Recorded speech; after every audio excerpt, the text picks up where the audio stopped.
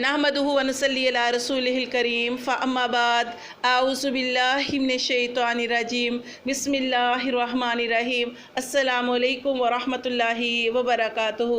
आज का टॉपिक है शवाल के रोज़ों की फजीलत। हज़रत अबू अय्यूब अंसारी रज़ी अल्लाह ताला अन्हु से रवायत है, रसूल सल्लल्लाहु अलैहि वसल्लम ने इरशाद फरमाया कि जिसने रमज़ानुल मुबारक के रोज़े रखे, इसके बाद शवाल के 6 नफली रोज़े रखे तो पूरे साल के रोज़े रखने की मानद है, गोया उसने पूरे साल भर के रोज़े रखे।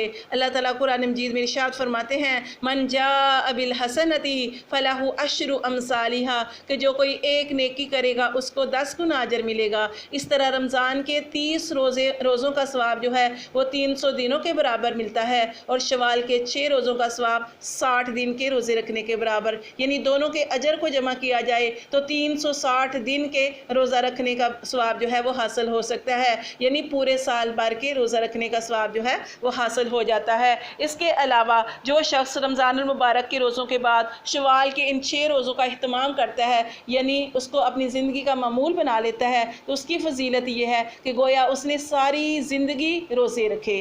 तो ये रोज़े जो हैं एक साथ भी रखे जा सकते हैं। अगर जिस्म के अंदर ताकत है तो आप ये रोज़े मुसलसल भी रख सकते हैं, और अगर नागा करके रखें यानी छोड़ छोड़ कर रखें, यानी पूरे महीने के अंदर 6 रोज़े पूरे कर लें तो ये भी ठीक है, यानी दोनों तरीक़ों से रख सकते हैं।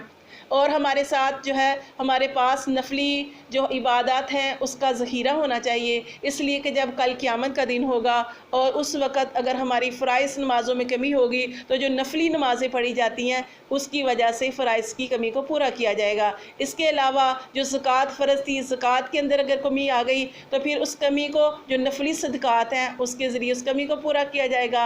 इसी तरह फ़राइज़ रोज़ों के अंदर कमी आ गई तो जो नफली रोज़े रखते हैं उस रोज़ों से उस कमी को पूरा किया जाएगा।